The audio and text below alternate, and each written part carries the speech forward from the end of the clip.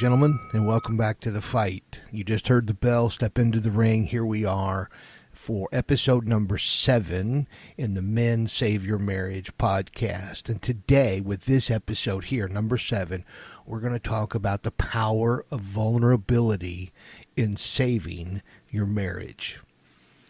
And I know this is not one of the most sought-after topics for a lot of men, but the truth is, and I want to demonstrate to you here in the next few minutes, the truth is this is one where very often we get it wrong. And guys, if we really want to save our marriage, if we want to be in tune with our wife, we got to get this right.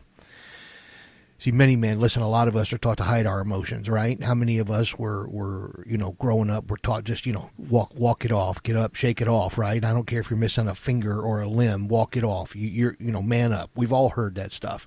But the truth is vulnerability is a strength in relationships. And to be open and to be vulnerable, for us, sometimes men can be a very difficult thing, but we've got to get this right. Otherwise, we won't be in tune with her the way we need to. Now, that doesn't mean we need to run around showing the world all of our vulnerabilities, but we're talking about the woman is the most important person in our world, right? This is the person we want to grow old with, we want to die with. This is the person that should know us better than anybody else on the planet, right? And this is the person that right now, as you're listening to this, you're fighting to save your marriage. And if you've never taken your vulnerability to this level, then this could be an opportunity for you to take a dramatic step in saving your marriage. And what I want to do in this episode is just teach it and how to open up and why being emotionally available can reignite trust and intimacy and connection with her. Okay, so we're going to jump into this here as we get into this about the power of vulnerability and saving your marriage. As always, I'm going to come at you with 3 topics, but just kind of an overview. The truth is that a strong partnership just simply can't survive without a mutual commitment to being raw and real with our emotions and with emotional truth. And while every relationship is unique, none of us have the same relationship. None of us are the same people, so we can't have the same relationship. But this is simply a fact. We have to have this commitment to being raw and real with our emotions. And feeling safe and secure enough to embrace the uncertainty of being emotional vulnerable it's very important. It's critically important when it comes to your wife, to the female. So this is a critical guide. This step is a critical step. So let's dig into this again. 3 high level, 3 points as I always do. The first one, I want to talk about the benefits of emotional vulnerability in your marriage. Okay. Emotional intimacy in marriage, it's about a deeper connection and vulnerability that's shared between you and your wife, where you feel safe to express yourself authentically, to share your innermost thoughts and feelings, and also to develop a sense of trust and empathy and understanding, because you need to be real and raw and open to her, but you also have to be able to accept her realness and her rawness and her openness. And that's going to be critical as you develop this. And so that's just one of the benefits. Another one, according to data and some studies that I've been reading, emotional intimacy is the single most important factor for a fulfilling marriage. Let me say that again. Emotional intimacy, being vulnerable with her, giving her a space where she feels comfortable enough to be vulnerable with you. Emotional intimacy is the single most important factor for a fulfilling marriage. More than shared interest, more than great communications, more than sex, more than anything else, emotional intimacy, a place where you can be vulnerable and in that same place be open and comforting enough for her to be vulnerable. That is the single most important factor in a fulfilling marriage. So here's where you have to start to ask yourself, how have I done in the past? I want to save my marriage, and how can I do, regardless of how well or how not well you have done in the past in this area, you got to ask yourself, how can I do better? Because here's the thing. As social beings, and I realize that some days a lot of us don't want to be social, right? But as a social being, the way you're created and the way she's created, you guys are wired for connection. You absolutely must have it. You have no idea sometimes how much you crave it, but you need connection. And who better to have that connection with than your wife? And when we prioritize that connection in our intimate relationship, it's got all kinds of positive effects, okay? So that's the first one, okay? We have to understand the benefits and why we want to be emotionally vulnerable. And however well you've been killing it in this area, or however well you've been lacking in this area, if you want to save your marriage, this is an area where you need to improve. And my hope is that you guys have been doing well in this area, but there's still new depths, new levels that you can get to. Otherwise, you wouldn't be listening to a podcast on how you can save your marriage. But this show is about how you as a man lead and save your marriage. So this is one where we all have to do better. Okay. The second point is kind of just me encouraging you a little bit to open up about your fears and about your feelings. And this one can be really tough because very often we kind of are conditioned as men to not share those. But this needs to be done. And emotional intimacy, it's hard because it requires that vulnerability, that kind of personal disclosure. It kind of feels like, when you're really being vulnerable, it kind of feels like you took a knife and cut yourself all the way up the middle and you just kind of open yourself up. Here I am. Here's all of me. And that's not easy for us to do. But with at least this one person, if you truly want to save your marriage and if you truly want to grow deeper in a relationship with her, you're going to have to let your guard down. And you got to trust someone. This is the person that you should trust. Okay, this is someone you can trust with your true self, with your deepest feelings and vulnerabilities and emotions. This is the person, right? And this can be difficult, especially if you've been hurt in the past or struggle with self-esteem issues. And I get that, right? This one can also be difficult. Speaking to men like I was and like you guys are now that, you're working to save your marriage. In the past, more than likely, you and her have had disagreements, you've had arguments, you've had fights. And in those fights, more often than not, with most of the people that I coach, there have been fights, there have been interactions where you did not fight what I call fighting fair. And one of the things, men, I know this has happened to me and I know it's probably happened to you. One of the things that hurts more than anything else is in that moment, in a disagreement, in an argument, if she reaches down into your history and into that bag of stuff she knows about you and she pulls out something from your past that you kind of shared with her while you were being vulnerable, and she uses that against you and beats you over the head with it in a fight, that can destroy us in ways I don't think women understand. But if you want to save your marriage, you're going to have to be strong enough to step back into that arena. And you may even need to have conversations. And I've got couples that have had conversations before they go back into this arena of vulnerability, where they have to understand, here's what fighting fair looks like, and set out some rules. And you can't bring up nothing from the past. I can't either. If we're going to have a disagreement, we need to have a disagreement about this subject. We can't in a heated moment pull something out of our past and beat each other up with it. And I get that. And so we stay on guard with that, and we have these trust issues. And I understand it can be difficult, but if you want to save your marriage, I'm challenging you to brave this once again, to step into this area, into this arena where you are completely vulnerable with her. And you're going to have to, and if you have to set the rules in advance, that's okay, set the rules. But this needs to be done in order for your relationship to kind of gain from those benefits I was talking about earlier, because this is the single most important factor in gauging and determining how deep and how significant and how well of a relationship that you have. So, and then keep these in mind. Just understand this. It's worth the risk because she's the one you want to be with. She's your wife. You're willing to risk this in order to save your marriage. And this is the one thing that you can do, that you can work in to take your marriage to a new, deeper level. So this one is really important. This is critical. And I know you've been hurt before. She may have been the one that hurt you the most.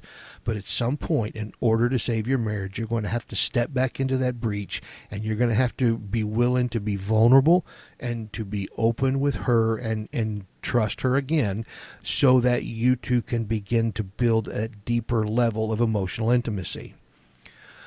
So again, the first one, some of the benefits of emotional vulnerability. That's a mouthful. Sorry, I keep messing that up. And then second, this is me just encouraging you about how you deal with the fears and the feelings. Okay. And then finally, I want to provide some tips here about how to build that emotional intimacy with your spouse and how to do this, right? First of all, when you engage, be fully present. And listen, I understand there's some of these themes. If you start listening to every episode, and I hope you do, I want you to subscribe and to, and to follow. But if you start listening to every episode, you're going to start to hear some themes be repeated. That's because I see them all the time. That's because these are the big reasons that I see in relationships when they're failing. So be fully present. That means, no texting or scrolling through Instagram or watching TV out of the corner of your eye when you're engaged with her. Excuse me. When you're engaged with her, you need to be fully engaged.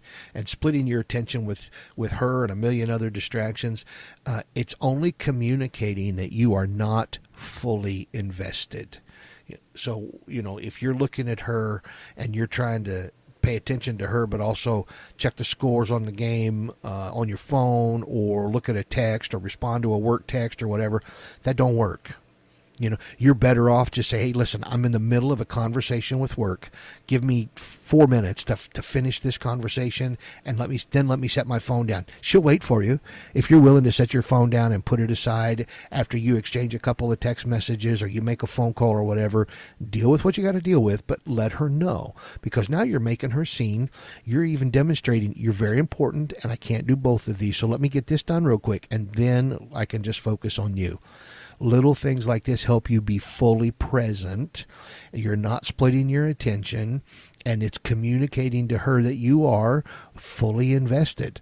She's probably more than willing to wait 3 or 4 minutes and to have you fully invested, rather than having to try to split your attention between your phone or your TV or whatever the case. So be fully present here, guys, okay?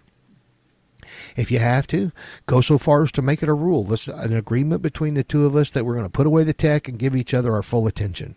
If that's what needs to happen, that's what needs to happen. That's okay. Okay, so that's the first one. Be fully present. And then the next one, let her speak uninterrupted. Now, I will say it is kind of a normal urge for us to want to chime in, especially while she's speaking. If she's saying something that you either disagree with or maybe you're feeling hurt by, because here you are now in a moment of vulnerability, and now you're starting to feel like she's beating up on you with what she's saying, right? And so you want to kind of step in there and I want to stop this pain, or I want to stop this thought process, and you need to let her speak uninterrupted. Cutting her off mid-sentence, cutting her off mid-thought, it's only going to hinder the trust and the mutual respect you guys are trying to build between you. So you cannot cut her off, and it's a hard urge to fight, but you got to fight it. You got to let her say what she's got to say and get all the way through.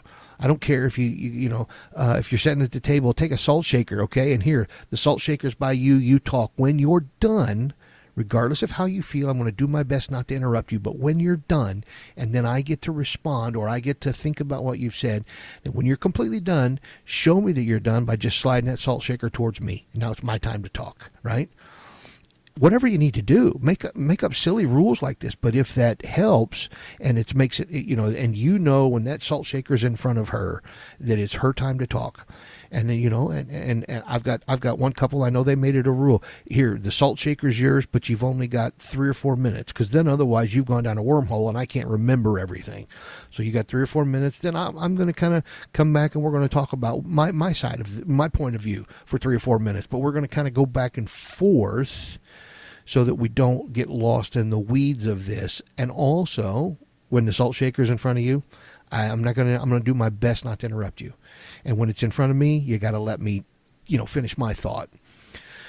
So it's important for you to let her speak uninterrupted. And I know it's that normal urge for us to want to chime in, but cutting her off is only it's going to kill that trust and that mutual respect that you're trying to build. But afterwards, ask the right question. And you want to ask questions not to prove that she's wrong and you're right. You don't want to ask questions to prove that she didn't see it the way you saw it. You don't want to ask none of that. You want to find a way to ask questions that build trust and vulnerability, or give space at least for trust and vulnerability to grow. It's important as you come back from something, if she says something that or makes a statement or makes a claim or says something that kind of maybe is a dig or could be a dig or could be something that's could be hurtful for you, she knows that. She fully expects that. So now what happens? Well, if she hands you the salt shaker back and she said something that may be something that's a touchy area, now what is she doing? She's going to have her guard up because she's waiting on you to come back and pounce on her. So rather than do that, what if you stop, think it through, ask questions that you want to foster that trust and vulnerability? Because you see, it's also essential and it's critical to make sure she feels heard and seen and supported, even if what she was offering was a critique or a complaint or a concern. She still needs to feel, again, the point here is not to win. The point here is to grow together. The point here is to save your marriage. So when she comes at you, when she's talking, when she comes at you with a question or a comment or an observation, and you feel like it's critical of you, rather than coming back at her when it's your time to talk with explanation or accusation or innuendo or a defense, stop and now ask the right questions, and ask questions that are going to allow for trust and vulnerability to grow. And because you're going to disarm her is what's going to happen. Because when she said to you, well, I felt like this and this and this, or I felt like you were doing this, or whatever it is, and now she can see, she knows you well, she can see, okay, he's got his defenses up, and when he starts to talk, he's going to come at me. Well, then, if that's the case, then the instant that she finishes talking, what's she going to do? She's going to put her defenses up. And she's going to look like a boxer coming out of her corner ready to go, and she's just trying to defend herself. But what happens if you meet her at the center with questions? Maybe it's something as simple as she said something that could be harmful, could be upsetting to you, but it's how she feels. What if instead of coming back again with a defense and you want to try to foster that trust and vulnerability, what if you came back with, okay, I don't know that I agree with you, but I understand what you're saying. Here's my question. How can I change that for you? How can I support you in how you're feeling or help you understand how I'm feeling? Well, now she's completely off guard because she had her hands up. She was ready to go toe to toe with you because she felt like you were going to come back at her in defense or in attack, and she was ready to defend. And now you've kind of thrown her off her game, because what you're doing is you are now making her feel like, okay, I heard you. I saw what you said there. I feel you. I don't know that I agree yet. I got to think it through. I'm not sure, but I get it. That's how you feel. So what I need to know is, how can I help you with that? How can I change that? Or how can I support you in that? Or what could I do to explain it better? Or what could I do so that you don't feel that way? See, now we start to make progress, because now you're putting yourself in a position to where now you're leading, which could very well be unusual or be different or be new, especially right here in this heated moment. Maybe you guys have been here before and you didn't lead so well. But now you're coming back with a question instead of a defense. You're also causing her defenses to come down, and you have now fostered that atmosphere for trust and vulnerability to grow between you. This is huge, and this can make huge inroads in your marriage and in your relationship very quickly. And listen, sometimes she's going to come at you with something and you're going to want to interrupt, but you don't, and you let her get it out, and you find when it's over, you don't have all the answers. And this may be an issue that you may not have a fix for immediately. But that doesn't mean you can't let her know that you're willing to try, because even that alone is crucial, because she may come at you with something and you're like, wait a minute, that feels like it's out of left field to me. I don't understand it. I hear what you're telling me and I don't really have a solution. I don't know what we do about it, but let's do this rather than fight about it. What if, let's think about this together, and how could we find a solution? Because I don't know what it is. Or maybe we kind of take a break here from this conversation. You think about it. Let me think about it. Let's come back in a few hours or in 24 hours, or, let's come back for lunch on Tuesday and let's try to figure it out then, right? You don't know what may happen, but these are just a few of the ways that you can help build that emotional intimacy with your wife. Okay, so gentlemen, this is absolutely critical. And as I told you before, this study showed that this is the game changer. This is the absolute game changer for the strength and the length and the fulfillment in a marriage. This is the most important factor. So these are just a few of the steps that you can take to help help foster and develop and understand the power of vulnerability, her having a safe place to be vulnerable with you, and you being open and vulnerable with her. This is one of the critical keys to saving your marriage.